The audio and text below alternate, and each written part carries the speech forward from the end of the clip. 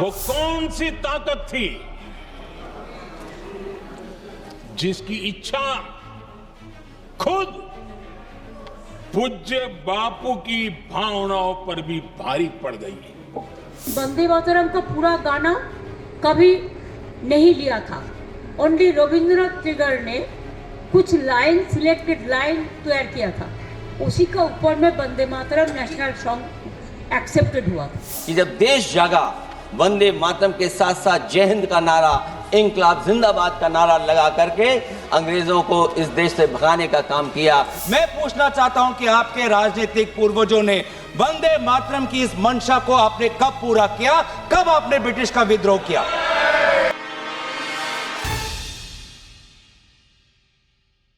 नमस्कार, मैं रवीश कुमार। वंदे मातरम पर गांधी के क्या विचार थे, गांधी ने इससे जुड़े विवाद को कैसे देखा और क्या रास्ता निकाला, हम इस वीडियो में बात करेंगे। वंदे मातरम पर यह हमारा दूसरा एपिसोड है। इसके पहले हम एक और वीडियो बना चुके हैं। उम्मीद है आप दोनों ही वीडियो देखने के लिए समय निकालेंगे। आज के वीडियो में हम आनंद मठ उपन्यास को लेकर कुछ बातें करेंगे। उपन्यास का प्लॉट क्या था, क्यों इसकी कहानी को मुस्लिम विरोध से जोड़ा जाता है। अक्सर इन बातों को भुला दिया जाता है कि बहस कहां से शुरू हुई, कौन लोग इस बहस में कूदते हैं, किस तरह से इसका इस्तेमाल किया जाता है और इसका स्वरूप कितना बड़ा हो जाता है। आज उन बहसों में लौटकर किसी पर थोपने की बात कर क्या वही सब करने की फिर से कोशिश नहीं की जा रही। बंकिम चंद्र चट्टोपाध्याय सम्मानित रचनाकार रहे हैं। वंदे मातरम ने जो हासिल किया है वो कोई रचनाकार 100 रचनाओं से हासिल नहीं कर सकता, लेकिन हमारे भीतर इतनी क्षमता होनी चाहिए कि हम आनंद मठ की समीक्षा कर सकें, इस पर बात कर सकें, विचार कर सकें कि क्यों रविंद्रनाथ टैगोर ने कुछ हिस्से को स्वीकार नहीं किया, कुछ ही हिस्से को स्वीकार किया और वही हिस्सा राष्ट्रगीत के रूप में मंजूर हुआ। आनंद मठ को हम भुला नहीं सकते। केवल यही बताया जाता है कि मुसलमान वंदे मातरम से इसलिए ऐतराज करने लगे कि इसमें देवी देवता का आह्वान है, क्योंकि मुसलमान किसी साकार रूप में यकीन नहीं करते, मूर्ति पूजा में विश्वास नहीं रखते। मूर्ति पूजा का विरोध क्या केवल मुसलमानों ने किया? आपको राधा वल्लभ त्रिपाठी का यह वीडियो देखना चाहिए, उनके YouTube चैनल पर है। इसमें राधा वल्लभ त्रिपाठी बता रहे हैं कि दयानंद सरस्वती ने काशी के पंडितों को चैलेंज कर दिया कि मूर्ति पूजा का प्रावधान वेदों में नहीं है। 23 अक्टूबर 1872 को काशी के आनंद बाग में दयानंद सरस्वती और काशी के पंडितों के बीच मूर्ति पूजा को लेकर शास्त्रार्थ होता है। दयानंद सनातनियों को चैलेंज करते थे कि मूर्ति पूजा सही नहीं है, वह भी उस शहर में जाकर जो देवी देवताओं की मूर्तियों की पूजा के लिए आज भी विख्यात है। तो आप दयानंद सरस्वती को अपना लेते हैं। मुसलमान जब आपत्ति करते हैं तो उसे सांप्रदायिक चश्मे से देखते हैं, उनकी आपत्तियों पर विचार नहीं करते। राधा वल्लभ त्रिपाठी के इस वीडियो को आप अलग से जरूर देखिएगा। मूर्ति पूजा के आधार पर वंदे मातरम के विरोध से पहले आनंद मठ को समझना जरूरी है, जिसमें मुसलमानों के गांव जला देने का आह्वान है और इसी से शुरू होता है इसका विरोध, जिसकी बात हम इस वीडियो में करेंगे। यह दूसरा वीडियो भी पहले वीडियो की तरह लंबा होगा। आप दर्शकों का शुक्रिया कि आपने हमें यह हौसला दिया कि वीडियो कितना भी लंबा होगा आप देखेंगे। फिर भी हम इन 2 वीडियो में सारी बातों को शामिल नहीं कर सकते, ना हमारा ऐसा दावा है। कुछ कमियां भी होंगी और त्रुटियां, उसके लिए माफी। जब बंकिम चंद्र चट्टोपाध्याय वंदे मातरम लिखते हैं, उसमें मातृभूमि की आराधना करते हैं, तो उनके लिए राष्ट्र का मतलब बंगाल रहा। उनके सामने जो परिदृश्य था बंगाल का था। उस समय दुर्गा की पूजा भी बंगाल की पहचान का हिस्सा थी। जब श्री अरबिंदो ने वंदे मातरम का अनुवाद अंग्रेजी में किया तो उसका टाइटल दिया national anthem of Bengal, Bengal का राष्ट्रगान।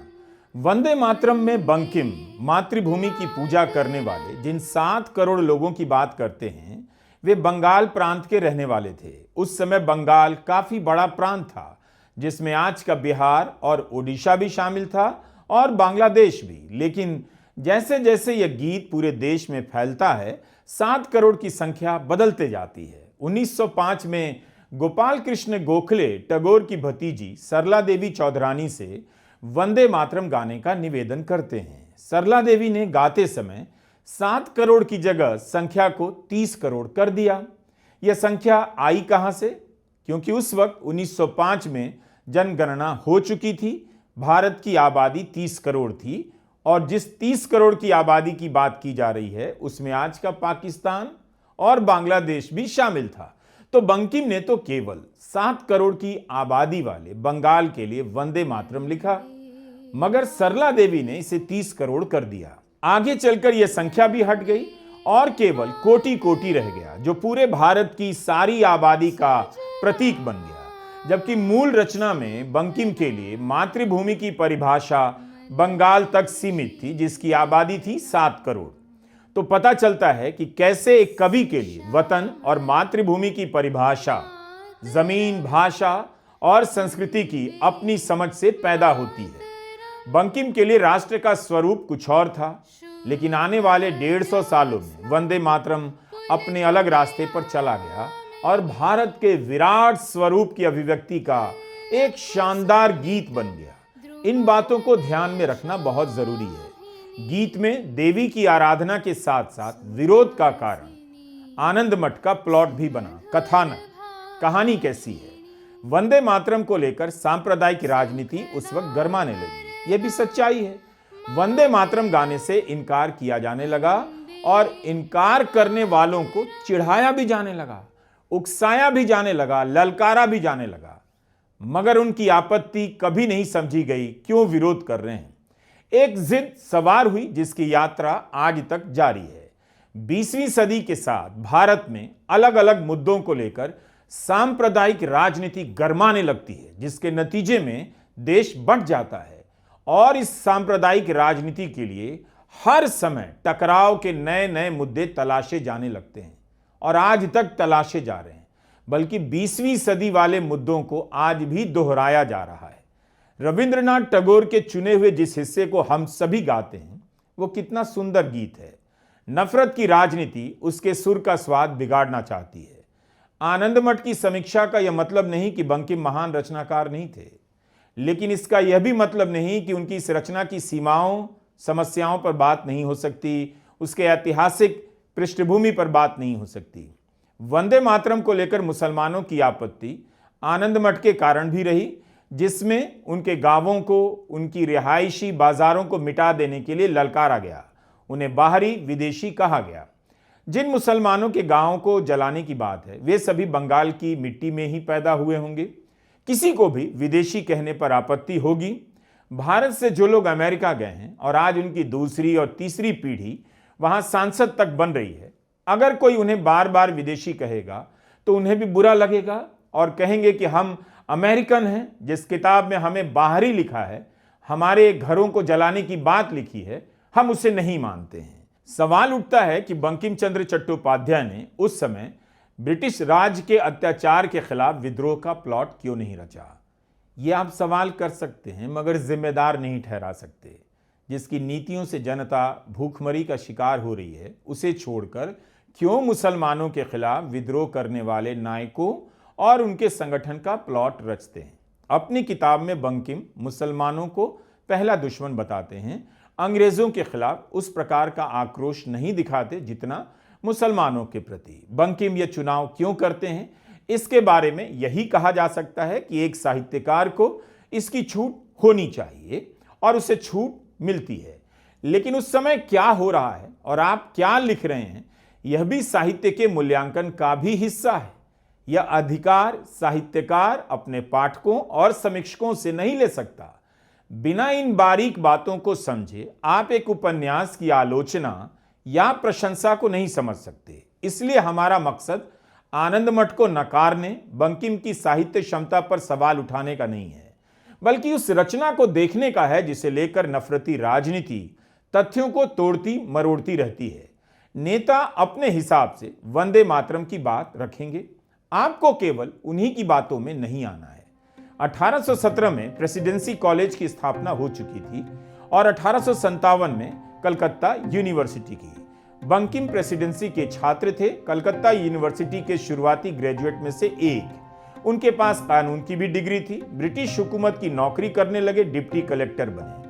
आनंद मठ का प्लॉट 1770 के दशक का है, जहां बंगाल में भीषण अकाल पड़ा। तब तक पलासी और बक्सर का युद्ध हो चुका था। बंगाल में ईस्ट इंडिया कंपनी का राज स्थापित हो चुका था। नवाबों का दौर मिट गया था। जब बंकिम आनंद मठ लिखते हैं तब इतिहास की किताबों का सहारा भी लेते हैं, तो उन्हें इतिहास की जानकारी तो रही होगी। उन्हें एहसास भी रहा होगा कि उनका मूल्यांकन इतिहास के आधार पर हो सकता है। आनंद मठ के तीसरे संस्करण में बंकिम अपने कंधे से इतिहास का बोझ उतारने की कोशिश करते हैं और लिखते हैं, उपन्यास उपन्यास होता है, इतिहास नहीं होता। हर रचनाकार इसकी छूट लेता है। और बंकिम की यह बात सही भी है। किसी भी साहित्यकार के लिए यह सही है, लेकिन यह सवाल तब भी पूछा जा सकता है कि उसी इतिहास से एक रचनाकार कौन सा हिस्सा चुनता है, किस हिस्से को छोड़ देता है। इस सवाल से आपको उस उपन्यास को देखने में बहुत मदद मिलती है। क्यों छोड़ दिया बंकिम चंद्र चट्टोपाध्याय ने? इसका जवाब आपको खोजना चाहिए। इतिहासकार तनिका सरकार बताती हैं, 1770 के आसपास ब्रिटिश हुकूमत के खिलाफ सन्यासी और फकीर दोनों विद्रोह कर रहे थे। फकीर मुसलमान थे, लेकिन आनंद मठ में मुसलमान विलन बन जाते हैं और बंकिम केवल सन्यासी विद्रोह का चुनाव करते हैं। 1770 के दशक में बंगाल के उस अकाल में 1 करोड़ लोग मरे थे। 1 करोड़। ऐसा तो हो नहीं सकता केवल हिंदू किसान मरे होंगे, मुसलमान भी उसी तरह से प्रभावित हुए होंगे। मगर आनंद मठ में पीड़ित केवल हिंदू हैं, खलनायक मुसलमान। जबकि इतिहास आपको बताता है अकाल को लेकर जो आक्रोश फैला और उसके खिलाफ सन्यासी और फकीर दोनों ही विद्रोह कर रहे थे। एक और इतिहासकार अतीश दास गुप्ता लिखते हैं, अकाल के दौर में जो विद्रोह हो रहा था उसका नेतृत्व मुस्लिम फकीर और हिंदू सन्यासी दोनों कर रहे थे। मजनू शाह, भवानी पाठक, मूसा शाह, गणेश गिरी, चिराग अली और देवी चौधरानी सभी इसमें शामिल थे। अतीश दास गुप्ता सरकारी दस्तावेजों से उदाहरण देते हुए इनकी साझेदारी और प्रतिशोध का उल्लेख करते हैं। 1773 में मजनू शाह के नेतृत्व में फकीरों ने दिनाजपुर के हिंदू सन्यासियों से हाथ मिला लिया। दिसंबर 1782 में रंगपुर के कलेक्टर राजस्व विभाग को लिखते हैं कि हिंदू सन्यासियों और मुसलमान फकीरों का दल मिल गया है। इनकी संख्या 700 के करीब रही होगी। ये इलाके आज बांग्लादेश में हैं। 1793 में फकीरों और सन्यासियों के दल ने मिलकर राजशाही में रह रहे साहूकारों के घरों में लूटपाट की, तो आनंद मठ में जिस सन्यासी विद्रोह का प्लॉट है वह केवल हिंदू सन्यासी के विद्रोह का है, जबकि मुसलमान फकीर भी इसमें शामिल थे। उनके विद्रोह का नाम ही सन्यासी फकीर आंदोलन कहा जाता है। यह विद्रोह किसके खिलाफ था? ईस्ट इंडिया कंपनी के खिलाफ। लेकिन बंकिम के आनंद मठ में प्लॉट बदल जाता है, विलन बदल जाता है, विलन मुसलमान हो जाते हैं। आनंद मठ में सन्यासी विद्रोह कर रहे हैं, लेकिन ईस्ट इंडिया कंपनी के खिलाफ नहीं, मुसलमानों के खिलाफ, जिन्हें वे अत्याचारी, विदेशी, बाहरी, आक्रांता बताते हैं। मुसलमान फकीरों के विद्रोह की बात नहीं करते। ऐसा करने के लिए बंकिम स्वतंत्र हैं। लेकिन जब एक उपन्यास को लेकर आज के समय में एक समुदाय को टारगेट किया जा रहा है, तो आपका काम है सारी बातों को सामने लाना और समझना, इसे लेकर झगड़ना नहीं। किसी भी बात का हिसाब आज के दौर में आप ना करें, ना कर सकते हैं। 100 साल का पहले का झगड़ा आज की पीढ़ी से आप कैसे चुका सकते हैं? इंडिगो से तो लड़ नहीं पा रहे और चले हैं वंदे मातरम का नाम लेकर देशभक्ति का प्रदर्शन करने, राजनीतिक इस्तेमाल करने, किसी समुदाय को ललकारने। घिग्गी बंध गई जब इंडिगो ने लाखों यात्रियों को एयरपोर्ट पर पटक दिया और उन्हें कई हजार के टिकट खरीदने पड़े। कम से कम उस समय के सन्यासी और फकीर दोनों अत्याचार का विरोध तो कर रहे थे। कितनी शानदार बात है।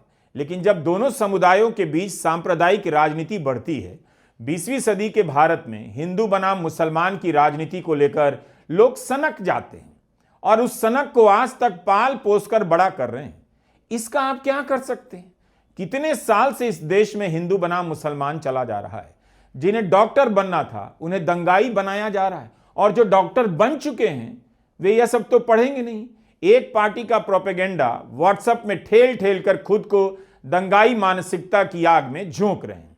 ज्ञानानंद आनंद मठ का एक किरदार है। वह जेल में बंद सत्यानंद को छुड़ाने के लिए साथी सन्यासियों का आह्वान करता है कि मुस्लिम विदेशियों के शहर को ढहा दो, उन्हें नदी में फेंक दो और इनके सुअर के बाड़ों जैसे घरों को जला दो, धरती मां को फिर से पवित्र करो। इन्हीं बातों से आनंद मठ का टोन मुस्लिम विरोध का ले लेता है, क्योंकि मुसलमानों के गांवों को जलाने का आह्वान है और उपन्यास में मुसलमानों के घर संपत्ति को टारगेट किया जाता है, लूटा हुआ माल हिंदुओं में बांटा जा रहा है। इस तरह की कहानी बता रही है।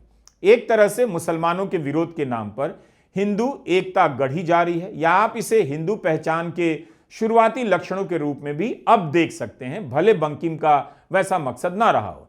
जाहिर है हम आनंद मठ के एक एक प्रसंग का हवाला इस वीडियो में नहीं दे रहे हैं, संभव नहीं।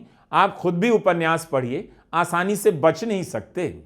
आनंद मठ में अकाल के बाद जो अराजकता फैलती है उसके लिए उस समय के मुसलमान कैसे जिम्मेदार हैं यह साफ नहीं होता, लेकिन इसके नाम पर मुसलमानों के गांव जला देने का आह्वान किया जाता है और उपन्यास में गांव जलाए जाते हैं। इस उपन्यास में सन्यासी खुद को मातृभूमि की संतान कहते हैं। सत्यानंद संतानों के नेता हैं। उपन्यास में एक मौके पर वो महेंद्र के किरदार से कहते हैं, संतान का लक्ष्य राजा की सत्ता हासिल करना नहीं है।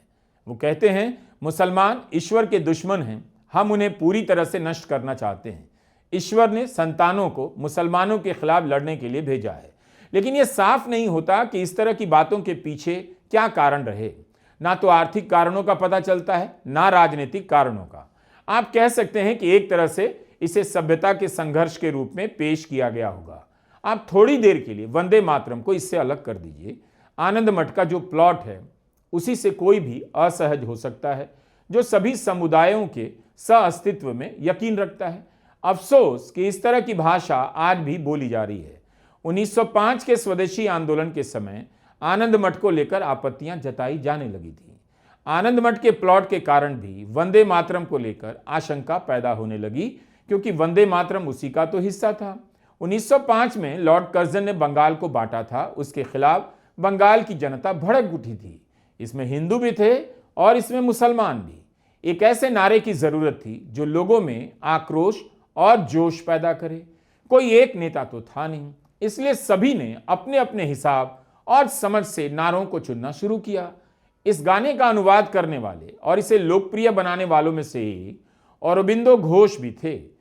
1909 में अपने अखबार में वे इसका अंग्रेजी अनुवाद प्रकाशित करते हैं और इसी नाम से अंग्रेजी का अखबार भी शुरू करते हैं, वंदे मातरम। अरबिंदो घोष इस बात को लेकर बेचैन थे कि कांग्रेस के नेता सुरेंद्रनाथ बनर्जी का तरीका अब रिजल्ट नहीं दे रहा है। ब्रिटिश हुकूमत से निवेदन करने, पत्र लिखने की राजनीति से हालात नहीं बदल रहे हैं, इसलिए विरोध अब सक्रिय होना चाहिए। उस समय बंगाल में कई सारे संगठन बनने लगते हैं। स्वदेशी आंदोलन के दौरान सभाएं बनने लग जाती हैं, समितियां बनती हैं, गीत लिखे जाते हैं, कविताएं लिखी जाती हैं, जनता का आह्वान किया जाता है। इससे आंदोलन में जान आ जाती है। आगे के राष्ट्रीय आंदोलन भी इसी कारण से ऊर्जावान बनते चले जाते हैं। आम जनता आंदोलन से जुड़ने लग जाती है। स्वदेशी के समय जो गुप्त संगठन बन रहे थे उनका कुछ खास कायदा बन जाता है, जिसे लेकर दो समुदायों के बीच आशंकाएं पैदा होने लग जाती हैं। मगर मकसद ऐसा नहीं था। क्रांतिकारी जरूर कर्मकांडों के हिसाब से हिंदू रीति रिवाज अपना रहे थे, उस समय उनके पास यही तरीका उपलब्ध था, मगर जानबूझकर वे सांप्रदायिक नहीं बन रहे थे, मगर इस तरीके से जो उनके जीवन का हिस्सा था उसी पर आगे चल रहे थे। नतीजे में सांप्रदायिकता बड़ी होती है। हमें यह बात समझने की जरूरत है। अनुशीलन समिति का नाम एक संगठन है, उस नाम का उसका गठन श्री अरबिंदो के भाई बारिंद्र कुमार घोष करते हैं। अनुशीलन का मतलब होता है स्वशासन या अभ्यास। क्योंकि निगरानी का खतरा था, इसलिए अनुशीलन समिति अपने आप को एक तरह के फिटनेस क्लब के रूप में दिखाने का प्रयास करती है। अरबिंदो घोष बंकिम को राष्ट्रवाद का ऋषि कहने लगे और उनके विचारों और लेखों का इस्तेमाल कर युवाओं में ब्रिटिश सरकार के खिलाफ आंदोलन के लिए जोश भरते। उसी समय बंकिम के जन्म स्थान कांठाल पाड़ा जाना एक तीर्थ सा बन गया युवाओं में। इतिहासकार सुमित सरकार अपने अध्ययन द स्वदेशी मूवमेंट इन बंगाल 1905-1908 में दिखाते हैं कि उन सालों के दौरान बहुत सारे क्रांतिकारी संगठन हिंदू कर्मकांडों का सहारा लेने लगे। हेमचंद्र कानूनगो स्वदेशी आंदोलन के दौरान इसी तरह की एक गुप्त समिति के सदस्य थे, कई समितियों के सदस्य रहे। इस नाते 1928 में बांग्लाय विप्लव प्रचेष्टा यानी बंगाल की क्रांति नाम से किताब लिखते हैं और इसमें बताते हैं, 1928 में किताब लिख रहे हैं कि हाथ में तलवार देकर शपथ दिलाई जाती है, काली मां के नाम पर शपथ दिलाई जाती है। शपथ लेने के लिए हिंदू कर्मकांडों का सहारा लिया जाता है। कहा जाता है कि इस तरह की शपथ की प्रेरणा आनंद मठ से मिली थी। इसके लिए कानूनगो अरबिंदो घोष की आलोचना करते हैं और लिखते हैं कि ऐसा करने से आप राष्ट्रवाद को एक ही संप्रदाय से जोड़ देते हैं, दूसरे को बाहर कर देते हैं। तो यह जो आलोचना है वो आज की नहीं है, 1928 में ही कानूनगो जैसे क्रांतिकारी सदस्य इसकी आलोचना करने लग जाते हैं। मां काली की शपथ में आपत्ति नहीं, लेकिन जो अल्लाह की कसम खाना चाहे उसके लिए जगह भी होनी चाहिए। वो जगह कहां है? अगर धर्म के आधार पर निष्ठाएं तय होंगी तो स्वाभाविक है दूसरा भी अपने ही धर्म के आधार पर अपनी निष्ठा का प्रमाण और इम्तहान देना चाहेगा। इसीलिए हिंदी सिनेमा ने बेहतर रास्ता निकाला। आपने फिल्मों के सीन में देखे होंगे गीता और कुरान की शपथ दिलाई जाती है अदालत के सीन में। तो आनंद मठ का अपना बैकग्राउंड था, क्रांतिकारी संगठनों का हिंदू कर्मकांड, जानबूझकर भले ही नहीं मगर नतीजा कुछ ऐसा निकल आया। इन सब बातों को लेकर मुस्लिम समाज में आशंका फैलने लगी। मुस्लिम अखबार आनंद मठ की आलोचना करने लगे, इसलिए कि करने लगे क्योंकि इसमें मुसलमानों के घर जला देने, मार देने की कस्मों का हवाला था। इधर से विरोध हुआ तो उधर से समर्थन होने लगा, प्रतियोगिता शुरू हो गई। मुस्लिम अखबार अपील करने लग गए वंदे मातरम ना गाएं। सुमित सरकार लिखते हैं कि 1906 में मुसलमान नाम के एक अखबार ने बंकिम की मुस्लिम विरोधी धर्मांधता की कड़ी आलोचना की। कहा कि आनंद मठ में मुसलमानों को गालियां दी गई हैं, उन्हें यमन या विदेशी कहा गया है। 1906 में हिंदुओं का एक जुलूस मस्जिदों के सामने से जा रहा था, वंदे मातरम के नारे लगाने लग गया, जिससे कानून व्यवस्था बिगड़ जाती है। यह काम आज के भारत में भी होता है। मस्जिदों के सामने धार्मिक जुलूस निकाले जाते हैं और डीजे बजाए जाते हैं, धर्म के नाम पर बेहद भड़काऊ गाने गाए जाते हैं। इसकी निंदा भारत के प्रधानमंत्री नरेंद्र मोदी आज तक नहीं कर पाए कि मस्जिदों के सामने गंदी गंदी गालियों वाले गाने क्यों बजाए जाते हैं। अब तो यह हिंदुत्व पॉप का रूप ले चुका है। कुणाल पुरोहित की एक किताब है हिंदुत्व पॉप, जरूर पढ़िए, हार्पर कॉलिंस ने छापी है, हिंदी में है, तो पता चलेगा मस्जिदों के सामने गाने की शुरुआत कब से हो चुकी थी और कब से यही सब हो रहा है। तो सांप्रदायिकता के चैप्टर में कुछ बदल नहीं रहा। 150 साल से एक देश नफरत के एक ही सिलेबस को, एक ही चैप्टर को दोहराया जा रहा है, इस पर भी विचार करना चाहिए। वो गाना है प्यार तो होना ही था, तो इस वीडियो को भी लंबा होना ही था। जाहिर है वंदे मातरम का विरोध होने लगा, जिसकी जड़ें आनंद मठ में थी। अकाल में मुसलमान भी मारे गए, लेकिन आनंद मठ में पीड़ित केवल हिंदू हैं। बंकिम ने ऐसा क्यों किया, इस पर भी शोध होता रहता है।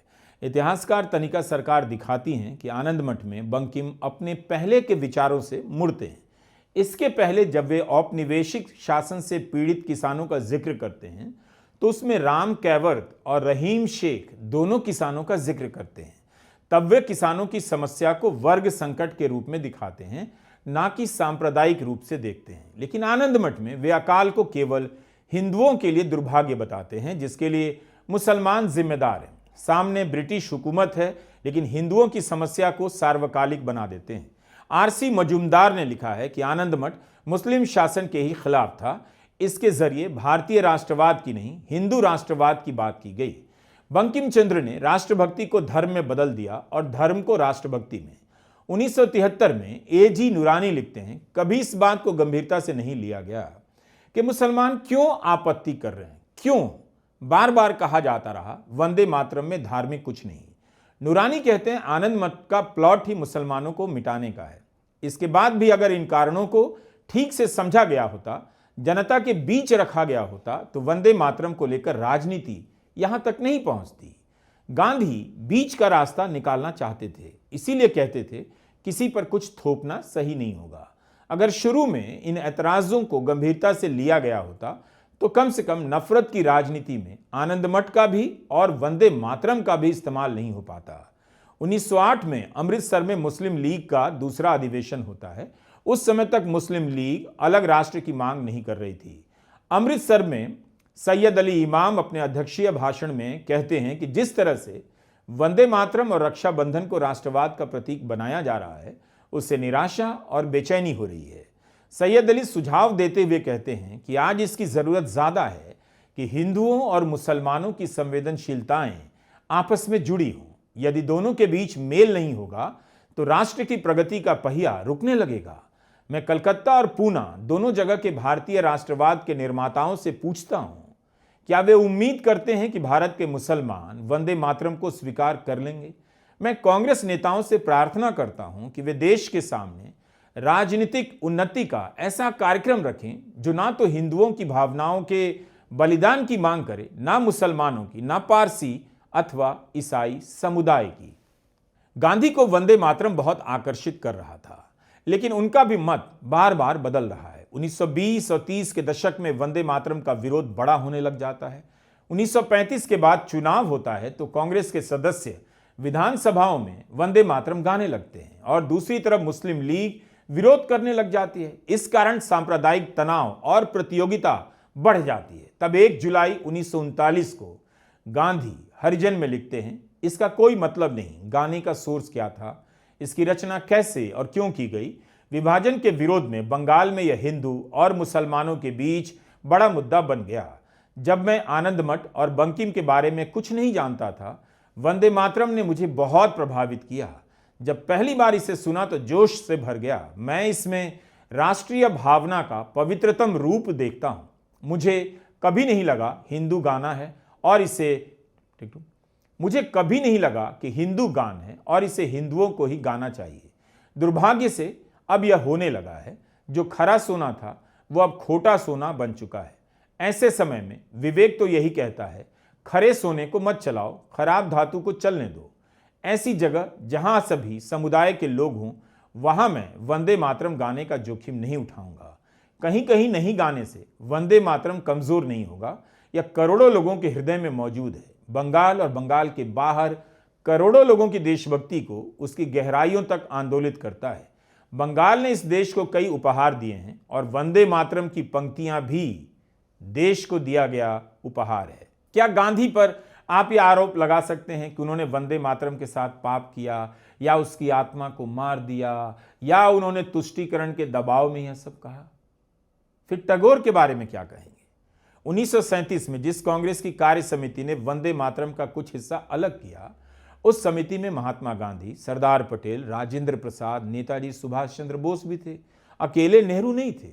उस समय मकसद था क्या? भारत की आजादी सबसे बड़ी प्राथमिकता थी। 1937 के कांग्रेस वर्किंग कमेटी में के सेशन में यह निर्णय लिया गया कि जहां पर भी नेशनल गैदरिंग होगी वहां पर हम शुरुआत में वंदे मातरम के पहले 2 पंक्तियों को हम गाएंगे। इस सिद्धांत को मुस्लिम लीग ने बहुत बड़ी इसकी आलोचना की, बहुत बड़ी आलोचना की और आलोचना हिंदू महासभा ने भी की। ये कभी कभी हिंदू महासभा और मुस्लिम लीग के जो राजनीतिक उद्देश्य है वो एक हो जाते हैं। हिंदू महासभा और मुस्लिम लीगों ने दोनों वंदे मातरम को एक विशेष राजनीतिक रूप से देखा और मुस्लिम लीग और हिंदू महासभा ने दोनों ने कांग्रेस पार्टी की आलोचना की।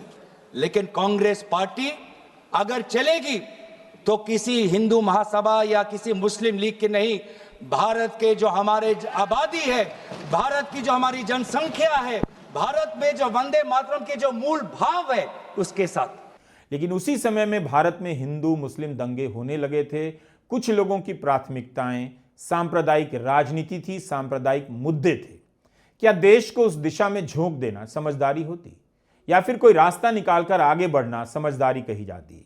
आनंद मठ में जिस तरह का प्लॉट था उसे लेकर तब भी और आज भी कोई भी असहज हो जाएगा। आज के भारत में क्या हो रहा है, बुलडोजर की राजनीति से आप इसे समझ सकते हैं। सवाल है कि नफरत की राजनीति के विचार को आप देखते कैसे हैं? वंदे मातरम का विरोध अगर मुसलमानों ने तब किया तो कई मुसलमानों ने समर्थन भी किया तभी, उस समय भी, और न जाने कितने स्कूलों में आज भी मुस्लिम छात्र वंदे मातरम गाते हैं। 5 सितंबर 2021 को मुजफ्फरनगर में किसानों की महापंचायत बुलाई गई। इसके मंच से किसान नेता राकेश टिकैत एक ही साथ अल्लाह अकबर और हर हर महादेव का नारा लगवाते हैं। उस समय क्लिप का आधा हिस्सा काटकर वायरल किया गया कि टिकैत ने केवल अल्लाह अकबर के नारे लगाए, लेकिन टिकैत ने हर हर महादेव का नारा भी लगाया।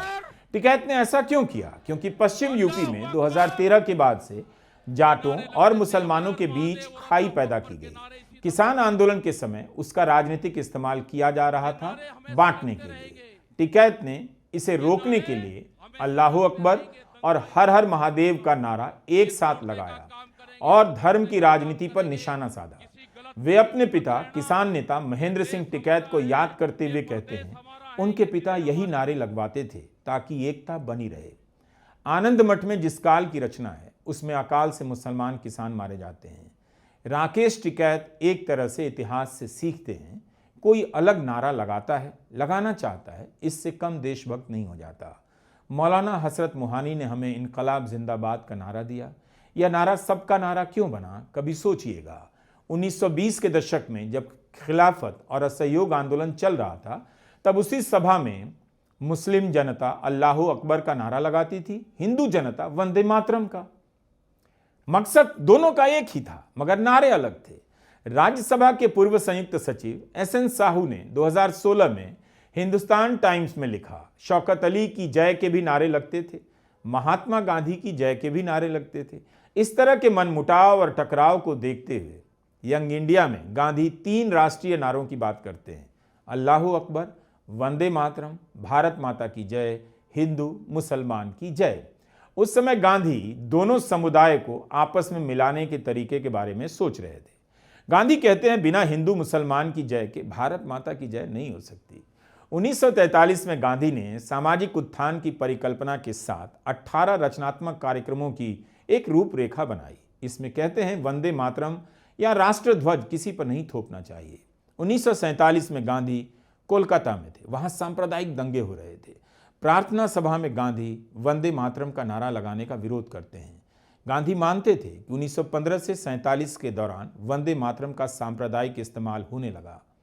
क्या बीजेपी गांधी को इसके लिए अपराधी घोषित कर सकती है? 6 मार्च 1947 को गांधी पटना में थे, वहां प्रार्थना सभा में हिस्सा लेते हैं। उनका हिस्सा मैं पढ़कर सुनाता हूं।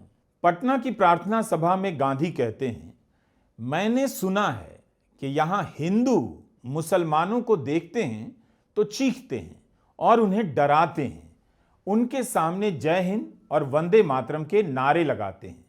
नारे लगाना अच्छी बात है, लेकिन हमको पहले यह सोचना चाहिए कि हम दूसरे को डराने धमकाने या उसे तकलीफ पहुंचाने के लिए नारे तो नहीं लगा रहे। हम बहुत बड़ा पाप कर चुके हैं। इन नारों से कहीं यह तो नहीं जाहिर होता कि हमने जो कुछ किया है हमें उसका घमंड है और हम उसे सही समझते हैं। नवाखाली के हिंदू भी इसी तरह मुसलमानों के अल्लाह अकबर के नारे से डरते थे। अगरचे अल्लाह अकबर का मतलब है ईश्वर महान है और इससे डरना नहीं चाहिए, लेकिन जब नारों का इस्तेमाल गलत किया जाता है तो उसका मतलब भी गलत समझा जाता है और वे अच्छी चीज की जगह बुरी चीज बन जाते हैं। जय हिंद का यह मतलब नहीं कि हिंदुओं की जय और मुसलमानों की हार, लेकिन आज वे ऐसा ही समझते हैं क्योंकि हमने उनको इस नारे का गलत इस्तेमाल करके डरा दिया है। हम एक दूसरे का नारा सुनकर समझने लगते हैं कि दूसरा हमसे लड़ने की तैयारी कर रहा है और दूसरे भी तैयारी करने लगते हैं। अगर इस तरह हम लड़ते रहे और एक जगह का बदला दूसरी जगह लेते रहे, तब तो सारे हिंदुस्तान में खून की नदियां बह जाएंगी और फिर भी बदले का खात्मा नहीं होगा। उम्मीद है गांधी की यह बात आपने ध्यान से सुनी। हम जब इतिहास के पन्ने पलटते हैं तो इसलिए नहीं कि कोई पॉइंट मिल जाए तो पड़ोस में रह रहे अब्दुल या मोहन के कॉलर पकड़ लें और हमला कर दें। हमें यह सब पढ़ना चाहिए कि उस समय भी लोग क्या नहीं समझ पा रहे थे और इस समय भी लोग क्यों नहीं समझ पा रहे हैं। क्यों हिंदू मुसलमान के नाम पर झगड़ा लगवाना इतना आसान हो गया है और इस झगड़े को राष्ट्रवाद का रूप देने का छल कैसे कामयाब हो जाता है। जब इंडिगो विमान लाखों यात्रियों को एयरपोर्ट पर भटकने के लिए छोड़ देता है, तब तो राष्ट्रवादी या धार्मिक भावना किसी की आहत नहीं होती, तब तो आप मोर्चा लेकर नहीं निकलते। एयरपोर्ट पर हालत तो सबकी बुरी है, उसमें हिंदू भी, मुसलमान भी और ईसाई भी। सवाल है कि कितने लोग इतिहास जान सकेंगे। जरूर कुछ लोग जानते हैं, इसके बाद भी बहुत से लोग इतिहास नहीं जानते हैं। बहुत से लोग वंदे मातरम गाते हैं मगर उन्हें इस गाने का इतिहास नहीं मालूम। कुछ लोग इसीलिए गाते हैं क्योंकि इसका इतिहास मालूम है। कुछ लोग चाहते हैं कि वो भी गाएं जो नहीं गाते हैं, लेकिन जहां गाना होता है वहां वो गाते ही हैं। बात इतनी ही है कि किसी ने आपत्ति की तो उसकी आपत्ति को जगह नहीं दी गई। इतनी सी बात को लेकर 150 साल से यह मसला यहां तक आ गया। तब अंग्रेजों ने इसका फायदा उठाया। आज इसका फायदा कौन उठाना चाहता है, नाम बताने की जरूरत नहीं। नमस्कार, मैं रवीश कुमार।